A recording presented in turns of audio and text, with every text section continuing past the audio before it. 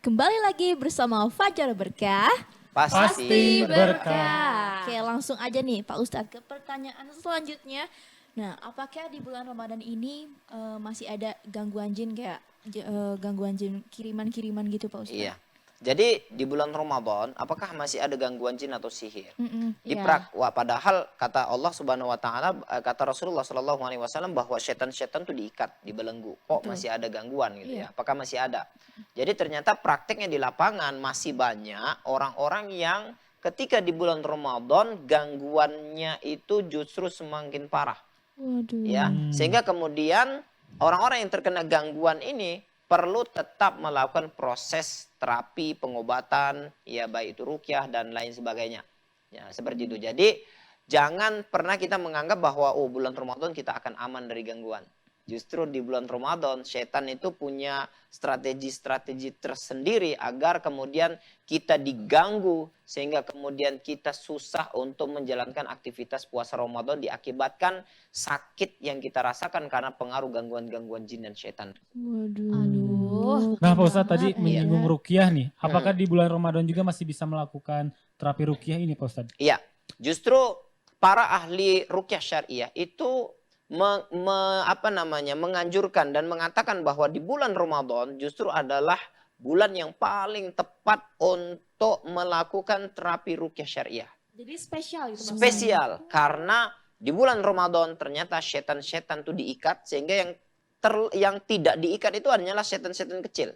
Sehingga kemudian kalau ada orang kerasukan atau orang terkena gangguan sihir, maka setan yang masuk ke dalam tubuh mereka adalah setan-setan yang kecil yang insya Allah lebih mudah untuk diterapi, lebih mudah untuk dikeluarkan dari tubuh orang yang terkena gangguan jin dan setan tersebut. Sehingga sangat dianjurkan untuk melakukan terapi rukyah selama full di bulan Ramadan. Iya, Seperti oke. itu. Pak Ustadz, apakah Pak Ustadz pernah nih menangani khususnya gitu Iya. yang rukyah di bulan Ramadan atau misalkan ada apa gitu Pak Iya, Ustadz? salah satu gangguannya. Oke. Iya.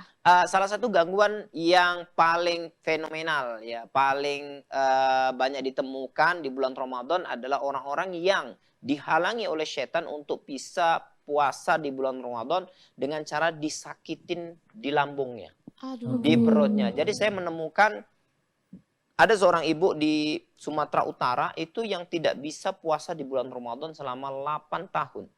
Kenapa itu Pak Ustadz? Nah, 8 tahun. 8 tahun tidak bisa puasa Ramadan. Setiap kali dia puasa dia akan pingsan, puasa dia pingsan, puasa dia pingsan. Ya, ternyata ketika dideteksi di rukyah ternyata ada setan di perutnya, di lambungnya. Yang selama ini menghalang-halangi dia sehingga dia tidak bisa puasa Ramadan. Ketika saya membuat bimbingan terapi rukyah syariah di live ya, di online, di media sosial saya, Iya. di TikTok, di Facebook, di IG saya, Iya. itu banyak sekali yang konsultasi dengan keluhan yang sama, bertahun-tahun tidak biasa puasa Ramadan. Maka salah satu upaya yang bisa dibuat adalah karena hubungannya adalah gangguan setan atau gangguan jin yang ada di lambung, Iya. maka kita harus memasukkan sesuatu di lambung agar menetralisir gangguan yang ada di lambung. Salah satunya biasanya saya akan sarankan mengkonsumsi ini. Ya, herbal yang sudah dibacakan dengan ayat-ayat rukyah syariah, madu yang sudah dibacakan dengan ayat rukyah. Nah, Iya. ini kalau dikonsumsi selama bulan Ramadan, contohnya kita konsumsi sebelum sahur, Iya. 2 sendok. Kemudian kita konsumsi ketika berbuka puasa, 2 sendok. Kemudian kita konsumsi 2 sendok sebelum tidur. Maka insya Allah dia akan menetralisir pengaruh-pengaruh gangguan jin, sihir yang ada di perut. Jadi mengkonsumsi herbal yang sudah dibacakan dengan doa-doa rukyah itu sangat penting di bulan Ramadan agar setan tidak bisa menjalankan misinya di satu pintu, yaitu pintu penyakit yang ada di perut. Yang menyebabkan kita nggak bisa puasa Ramadan. Kalaupun bisa puasa Ramadan, puasanya jadi nggak maksimal karena sakit-sakitan.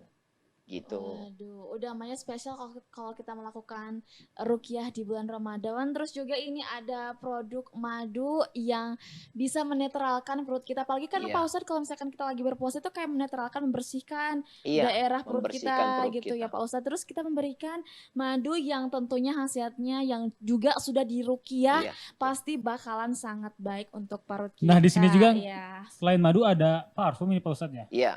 Jadi parfum ini Kalau dipakai untuk ibadah itu bagus. Rasulullah SAW mengatakan sebaik-baik wangian adalah wangian kasturi, gitu ya. Iya. Sebaik-baik wangian adalah wangian kasturi. Dan Rasulullah setiap mau ibadah dia pasti menggunakan wangian kasturi atau wangian gaharu, gitu. Jadi ketika di bulan Ramadan bagus sekali kalau kita menjalankan puasa Ramadan untuk mendapatkan kenikmatan di bulan Ramadan agar kita lebih khusyuk, lebih menjalankan secara maksimal dan istiqomah, itu dianjurkan menggunakan wangi-wangian kasturi. Seperti itu. Masya Allah. Nah, Bapak pemirsa di rumah yang penasaran bagaimana khasiat dari madu ini yang tadi sudah Pak Ustadz sebutkan. Iya. Apalagi nih misalkan bulan puasa kayaknya harus beli banget deh ini, apa mungkin buat ibu-ibu yang mungkin lebih rentan sakit. Apakah mungkin ini obat bisa menjadi obat juga ya Pak madunya Iya, bisa itu? ikhtiar. Nah, pemirsa di rumah, gak bosan-bosan gitu buat ingetin atau beli aja langsung dan hubungi nomor 0895 4234 6142. Nah, maka dari itu, pemirsa di rumah nih jangan kemana-mana. Tetap bersama Fajar Berkah. Pasti Pasti berkah. berkah.